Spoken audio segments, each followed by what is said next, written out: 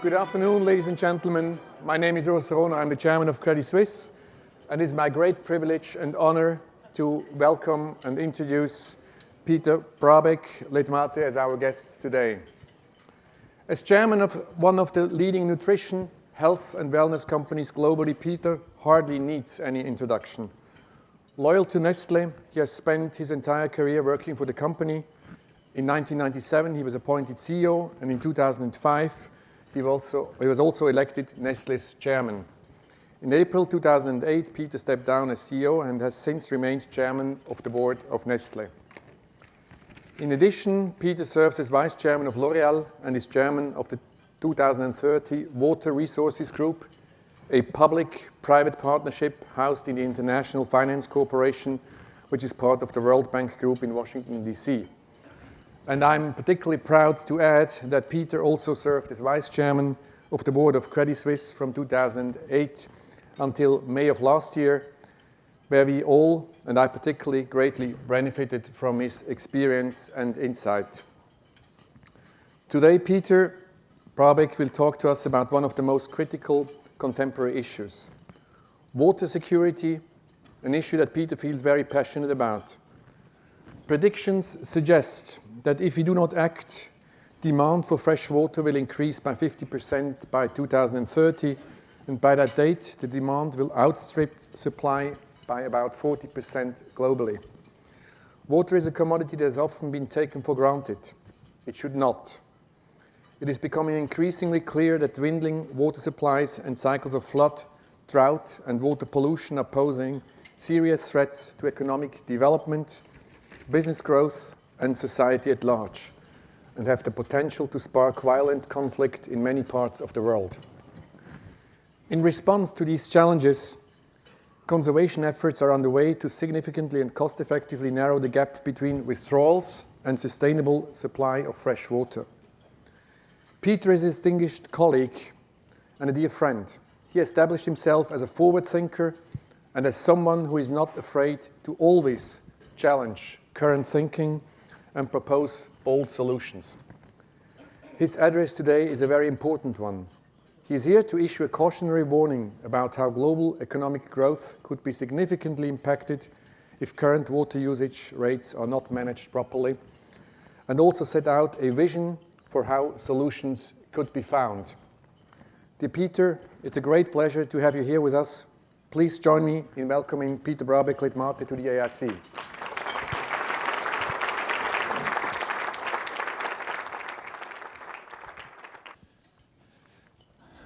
Well, ladies and gentlemen, first of all, thank you very much, Urs, for this generous introduction.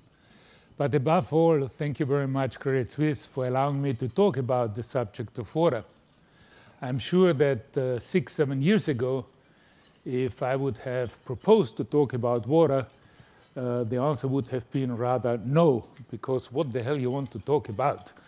That at least happened to me when I talked to Klaus Schwab 7 years ago, and I asked him whether he would allow me to have one session at Davos dedicated to water. And that was a time when Al Gore was there and he was talking about climate change, and Klaus looked at me and said, "What do you want to talk about? Water?" I said, "Well, I think water is a more urgent issue than climate change." And he was looking at me and said, "I don't know, but okay, take a room and talk." And we were about 14 people talking about it. And since then, a lot has been changed. For those of you who have been following the Davos, you would have seen that in this year's risk report, for the first time, the Global Risk Report, a document which is looking forward towards the biggest risk that there is for society, the water was ranked as the top risk for people, for societies, and for the global economy. Now, that's quite a change in the 6 years. And this is ahead of weapons of mass destruction. This is ahead of climate change. This is ahead of many other financial crises and things like this. And this reflects how water issues have stopped being solely an environmental issue. As an environment issue, it was much more in the forefront, but now it is really a societal issue. Largely polluted, overexploited, mismanaged, misallocated, water societal and economic implications are finally being recognized by the world. So what are those risks? I mean, why has water become such a risk factor?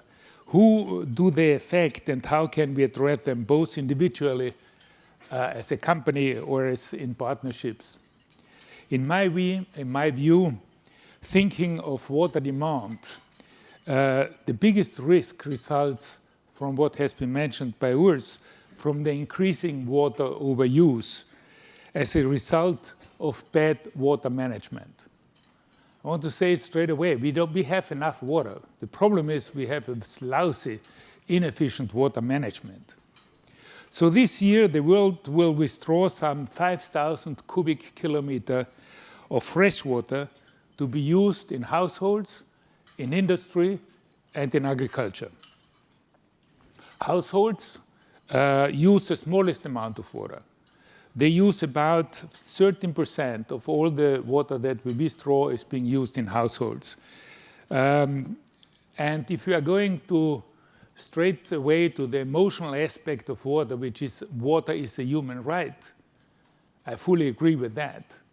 But the human right, the water that we need, the 5 liters for our hydration every day and the 25 liters for the minimum hygiene, accounts exactly for 1.5% of the water that we are withdrawing. And what I'm saying is, let's assure that this human right, this 1.5%, is given access to everybody in this world. That's a responsibility of governments. But the 98.5% that we are using additionally is not a human right. I don't think it's a human right to fill up my swimming pool. I don't think it's a human right to wash the cars. I don't think it's a human right to water the golf courses in the world. And I don't think that because we call it a human right of 1.5, water shouldn't have any value for all the other usages that we're using. And talking about water as a human right, we still have today a big challenge there. 1.9 billion of people do not have access to sound and healthy water. So there is even there a big thing to be done. The second water user is industry, which uses some 19% of water withdrawal globally. And here it's important to understand more than half of the water which is being used for the industry is being used for the production of energy. So the energy production and the water are very strongly linked with each other. And this is often forgotten, but the considerable amounts of water which is being used not only as hydropower. As a matter of fact, when we are talking about the water used in hydropower, we are only using the evaporation of the water because the water that is in a lake and then afterward being used goes back into the environment. We are talking about the water that is being used, for example, nuclear energy, but also solar energy. A lot of water needs there to be cooling down the production. Just to give you an idea, the relationship between water for energy, the lower the per capita GDP is, the less water we need for the energy. So when you have a per capita consumption in a country of about $10,000, we need 150 liters for the energy, for the electricity that this economy will use. When you go to 30,000, you need 850 liters of water per capita in a higher income thing. So you can imagine what it means in China, for example, when you're moving from a very low per capita to a higher per capita consumption, the amount of water which is needed just for the electricity use. There is something which people don't understand too much. The food, energy, and water nexus. You see, basically, the food, energy, and the food market and the energy market is the same. We are talking about calories. In the food area, we are using 2,800 calories per day on an average in this world. but we are using about 52,000 calories on the energy side per capita per day. Okay? So the energy in the food market are both calorie markets, only the energy market is 18 times as big as the food market. And this brings me to the food market, and this is the biggest consumer of the water, the agriculture. In agriculture, we are using 70% of all the fresh water that is being withdrawn for human consumption goes into agriculture. And this is basically to produce our food. So while we are drinking 5 liters per water per day, that's an average, okay? We are eating about 2,500 to 6,000 liters per water every single day.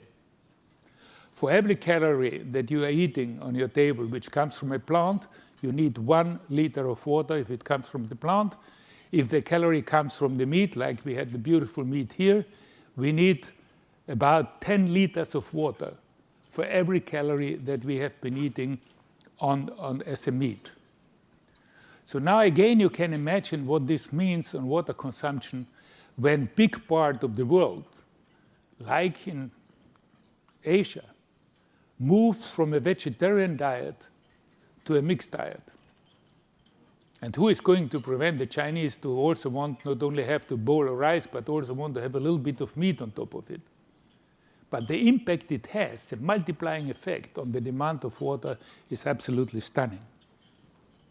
So I always say the world is thirsty because we are hungry.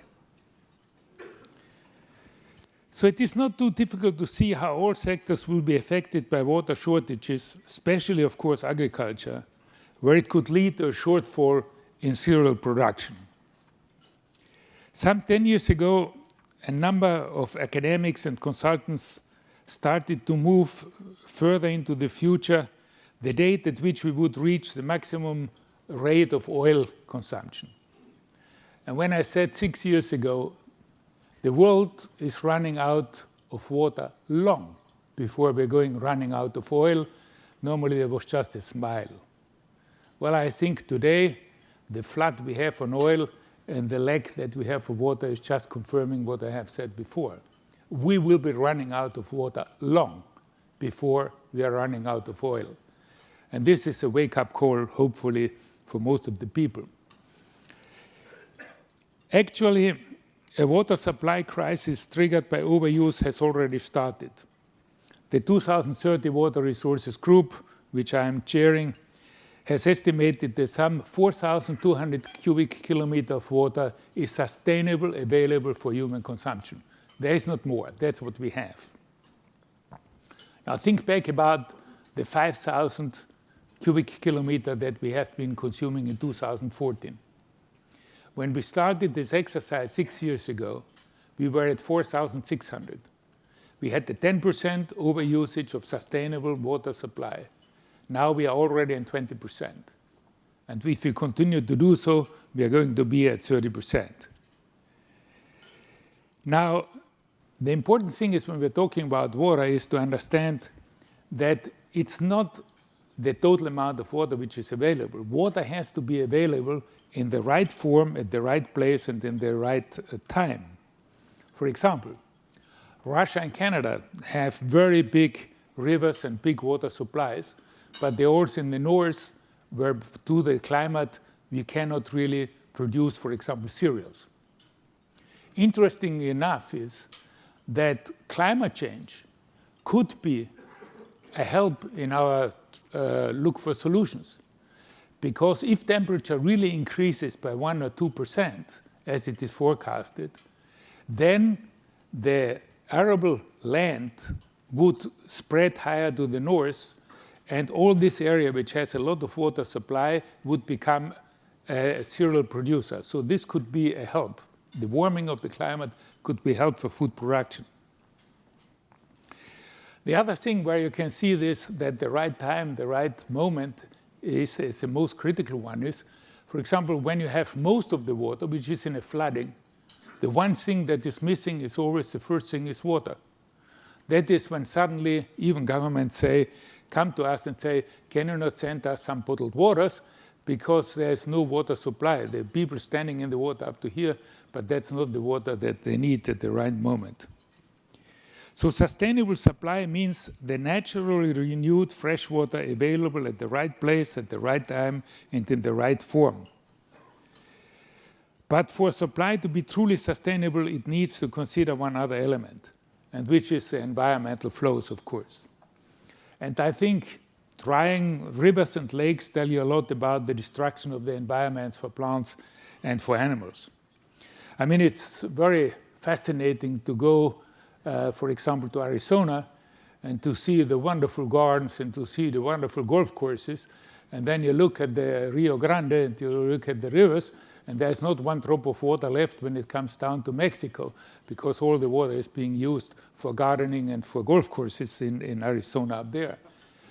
Or you look at the Aral Lake, which 15 years ago was almost a sea. And today, the port villages are 100 kilometers from the little water which is being left. A lake of Chad, 25,000 square kilometers, today 2,500 square kilometers. So in the years to come, this gap is likely to get wider as demand continues to grow. As I mentioned, both sides. On the agricultural side, because of the increased demand for meat products, on the other hand, and of course the demographics and the energy that is continuing to demand more and more of water. So if we do not change the way we use the water, by 2030, the annual freshwater withdrawals will reach an estimated 6,900 cubic kilometers of water. And this is 65% more than the unchanged sustainable supply of 4,200. So the wider the gap, the more and the greater is the risks, both for households, industries, agriculture, the environment, food production, and for the economy as such. It was not by coincidence that the former Prime Minister of China said in a public meeting that he considers that the water supply is going to be the critical aspect for China's economic growth, because he knew very well that China is running out of water faster than anybody else. So let's recall that agriculture is the biggest water user. It will thus also be the one sector that is exposed most to the risk of a lack of water. And this means that if nothing changes, we will have a lack of about 30% of cereal production in the coming years. Now that's a major impact.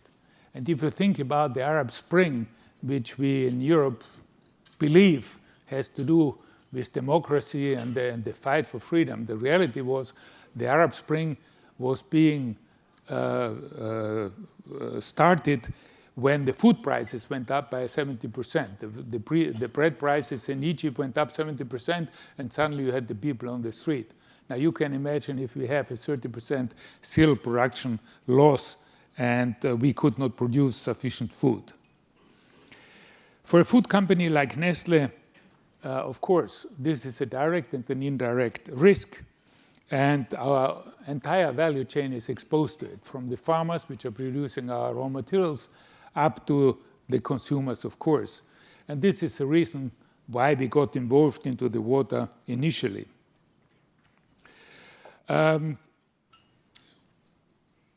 We have been working, giving water a value internally of the company. Because one of the main problems why investments are not being made is because water doesn't have a value. And if you don't have a value, you cannot make investments and you cannot calculate a return on invested capital, because if there's a zero there, it's always a zero. So in order to overcome this, we have in Nestlé, for example, we have created a shadow price for water. So we calculate in water-rich countries that the price for 1 cubic meter of water is $1. In countries where we have a lack of water, we put the price of about $5 for 1 cubic meter of water. Having done this, we can now make investments into saving waters in our industries, for example, and reserve and have a return on invested capital. just giving value to the water. And this has allowed us to reduce the water consumption at Nestlé by 65%, just by being more efficient on the water. And we have just inaugurated the very first milk factory, which is absolutely water neutral. For the first time, we don't use any water from outside. We are using the water that we are gaining from the milk through the evaporation. And with this water alone, we can have the whole factory running. But I think this is what every single company can do. But I think this is not enough.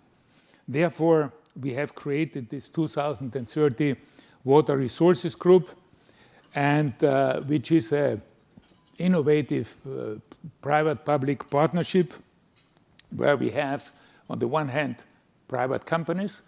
We have also NGOs. We have intergovernmental organizations, development agencies, development banks, which are all part of this partnership. And our main goal in this water resource group is to try to help governments to bring freshwater withdrawals in an individual watershed back to sustainable levels. So we are not providing one solution. We know that water has to be tackled individually, watershed by watershed. I'm not saying country by country, because some watersheds are multi-countries, some are within a country. So it is a watershed by watershed work that we have to do, and we are delivering and helping customized tools to do so. And we also took part of the discussion to include a specific water goal and all of its dimension, which is access of sanitation, supply security, as part of the post-2015 Sustainable Development Goals. So lastly, let me bring attention to the growing gap in investment for water infrastructure of all kinds, whether it's municipal supply, overall supply security, sanitation, treatment, irrigation, etc. This urgent issue is now finally on the agenda of many governments. More specifically, I was very pleased that I could bring this agenda up for the G20 meetings now. The OECD had just created a high-level panel on financing infrastructure for a water-secure world, of which I have been a member. And the report will be published in the 7th World Water Forum in Korea next month. What you can see there is that the minimum investment that is needed for the water infrastructure is $770 billion per year. We are investing about $500 billion today.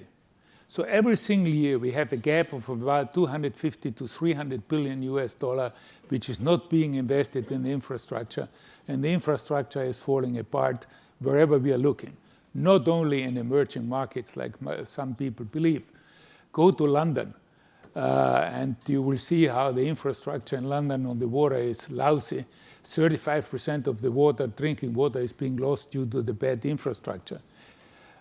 In developing countries, of course, this percentage is even higher. So I think it is quite and also a financial challenge, and this is where also I think the financial world is going to have a major role to play to help to finance for this infrastructure that is necessary. These are challenging topics, but are nowhere close to the most important and most difficult part of the public policy dialogue. And I mentioned that before. This is, we don't want to give value to water. And as long as we are not do this, we will not respect it and we will waste it in all sectors. Just to give you one idea, the plants are receiving today 2.5 times more water than what they really need. But of course, when the water has no value, you will not be surprised that you have at 12 o'clock in the mid-heat of the summer, you have the sprinklers growing happily, throwing water out into the air, knowing that 75% is being evaporated before it even goes down to the ground. If you are watering your own lawn, normally you do this at 6 o'clock in the morning, or you do it in the evening because you know very well that otherwise you are wasting the water. And yet in agriculture, I ask you, go through Greece, go through Italy, go through Spain, you will see the sprinklers just throwing out the water all the time. Value is always a little bit more than price. Price, of course, is the first sign of value. But I think there are other ways how to give value to water. And that has been proven again and again, that people are willing to recognize value for a reliable supply of safe water. And here it's important to keep in mind that the water needed for the daily survival, this 25 to 30 liters, I still believe that this should be free for those who cannot afford it. And we have done a fantastic work, for example, with the South African government. In South Africa now, after we had worked together with them on a water policy, a family receives 6,000 liters per capita free of charge per month. But once they use more than that, they have to start to pay a price for it. And the economy of scale of water is just the contrary to what we are being learned and taught at the universities. For us, economy of scale means the more you use, the less you should be paying. That's the way we are treating it. The reality is that we should have a negative economy of scale. The less you use, the less you should be paying.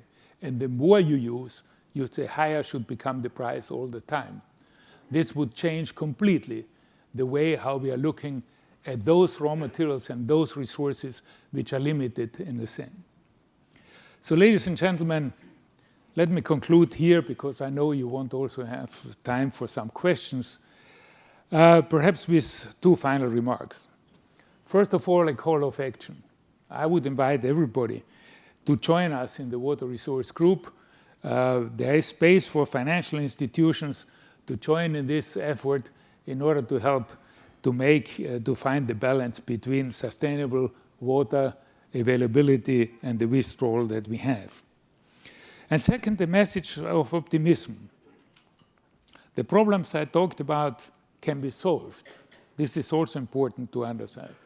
If the governments create the right frameworks, for example, well-protected property rights and adequate cash returns in water infrastructure, from storage, supply, wastewater collection, treatment to irrigation, this can even become an opportunity also for you, for the financial world.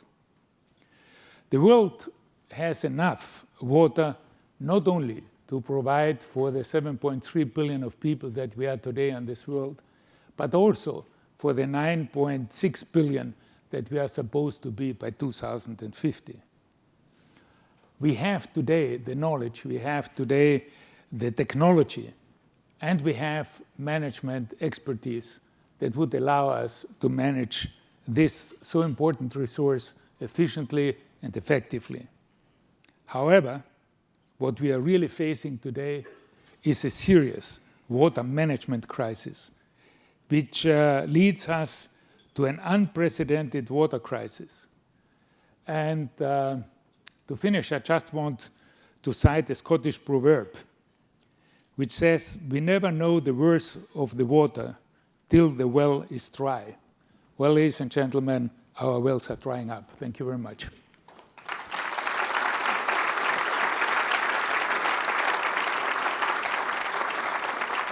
I understand that I should take some questions if there are.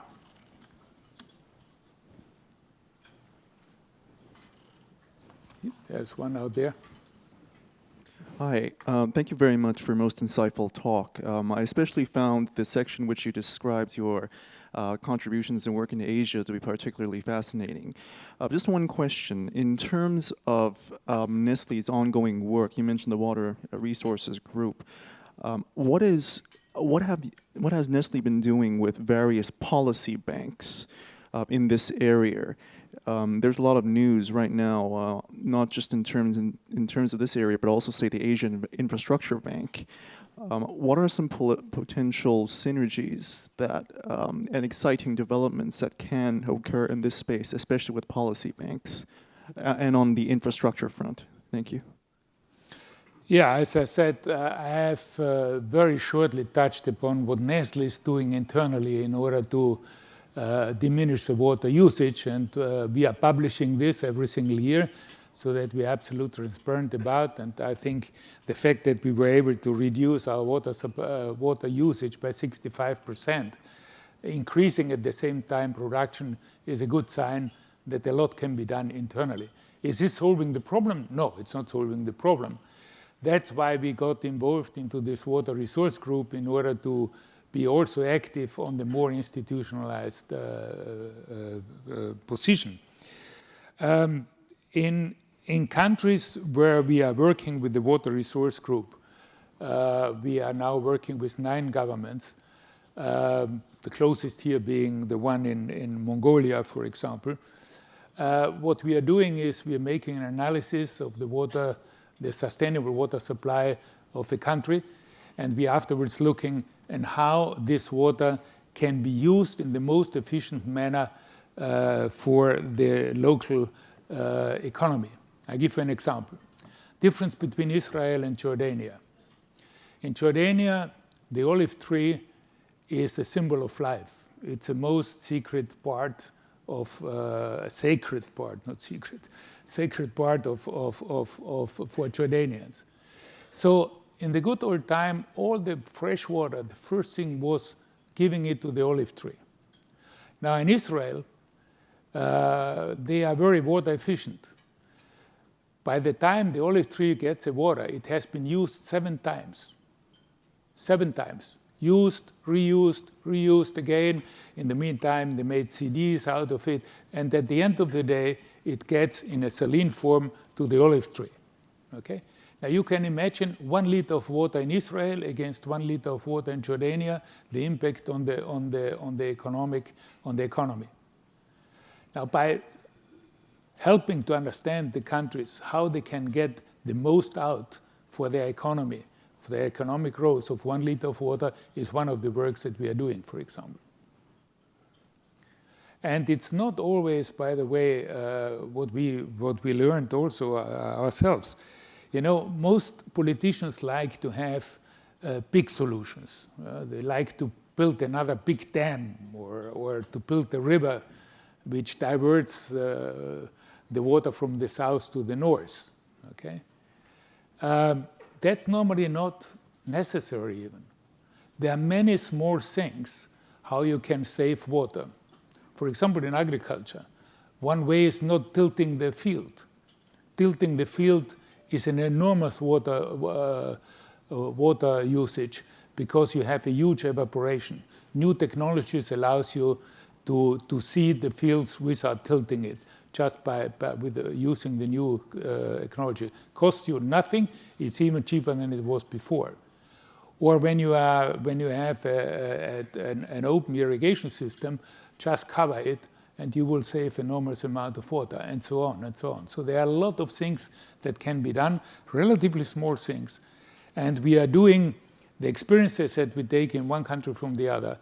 We have published them. They are openly available in an open catalog, so that everybody can learn from the experiences that we have in one country from the other. So that's a way how we are basically institutionalized looking at this problem.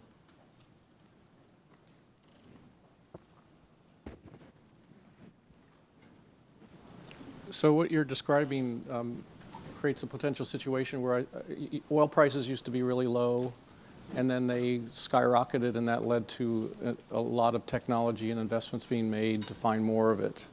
So I know desalinization is still a relatively small portion of water consumption, but is it possible that when you figure out these calculations of what will happen, that the price of water will start to go up, creating a big investment boom, or maybe a repricing of things so that demand for water comes down in the same way that it happened after oil prices went from very low to high? Are you factoring in those kinds of assumptions in your work? Well, there's a big difference between oil and water. Oil, there's a world market, and water, there's none. The water price is always a local issue, and will always be a local issue. So therefore, there is no world market for that, okay? Therefore, there is no world price. So it's all an issue of the local environment. Interesting enough is, for example, subsidize. Yeah? If you look at the subsidize, because politicians says water needs to be subsidized.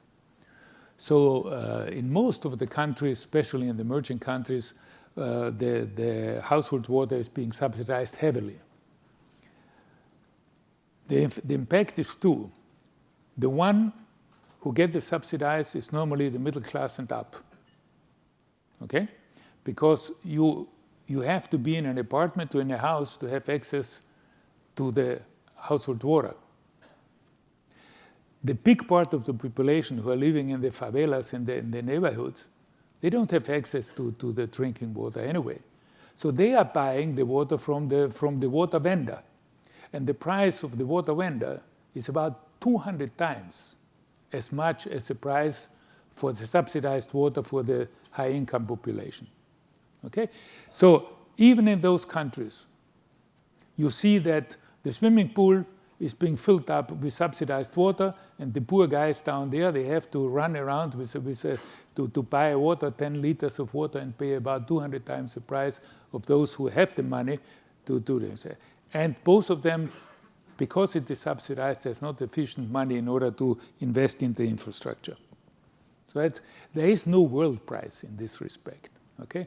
Everything depends on where you are and what you are doing. For example, in Switzerland, we have a price differential between one commune and to the next commune, between 1 Swiss franc to 5 Swiss francs. Depends where you're living. It depends how much costs. Switzerland is the tariffs are at least they are covering the costs of the infrastructure.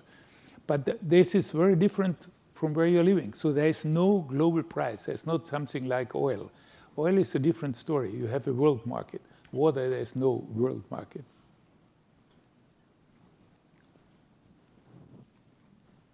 There was one there, and then I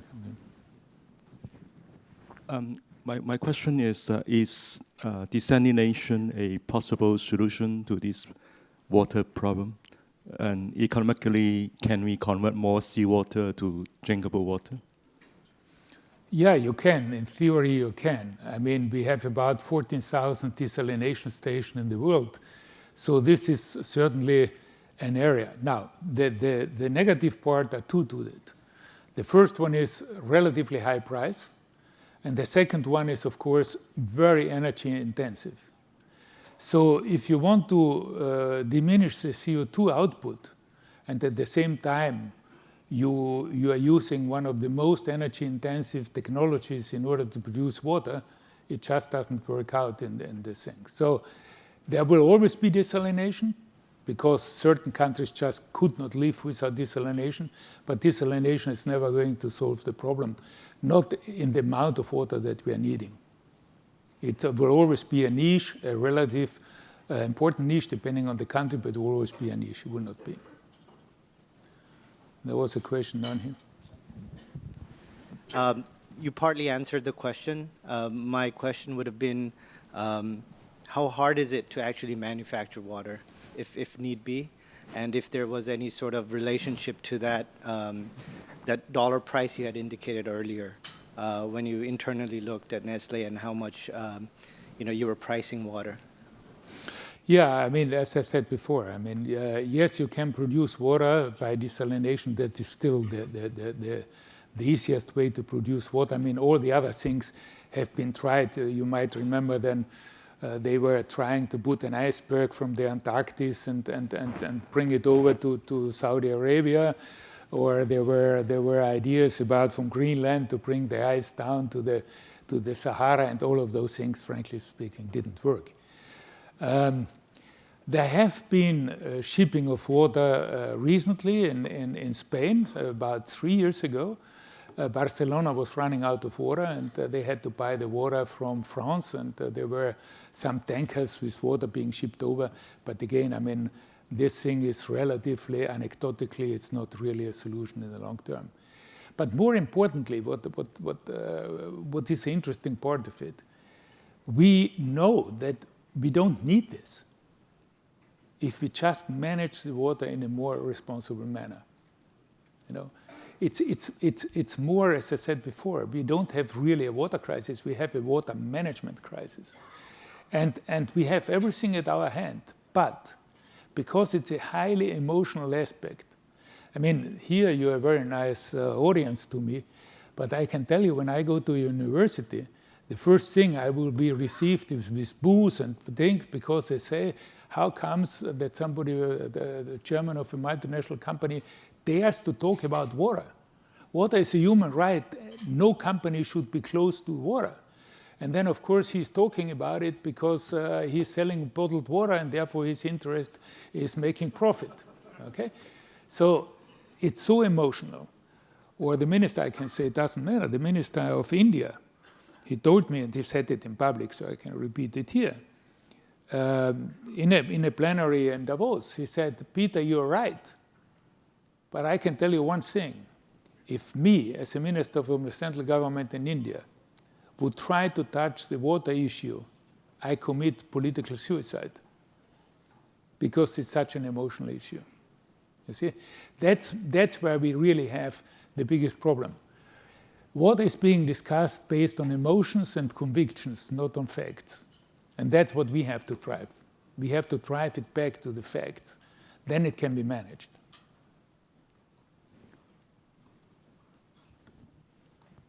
Hi. As far as I know, I think some GMO crops actually use more water than non-GMO one. For example, the soybean. So I would like to ask, if possible, is Nestlé consider this kind of factors to choose the ingredients? Thank you. I think you got it the other way around. Normally, there are several GMO plants which are using less water, and which are above all, which is the new development, which can use saline water. So you can use water, break water, for example, in areas where normally you wouldn't be able to grow vegetables and things like this. The question about GMO, I'm absolutely convinced that we need to have new technologies in order to get the productivity of the agricultural sector again growing. I mean, the green revolution that we had was because agricultural productivity was growing faster than the population. Over the last 5 to 10 years, population growth is now at the same level than the agricultural productivity growth. And the way we are going is that the population growth will be stronger than the agricultural productivity growth. And therefore, we need new technologies in order to get higher productivity. That's, from an agricultural point, very important. And GMO certainly is one of the ways how to achieve a higher yield and a higher productivity in agriculture. So that's, for me, no doubt.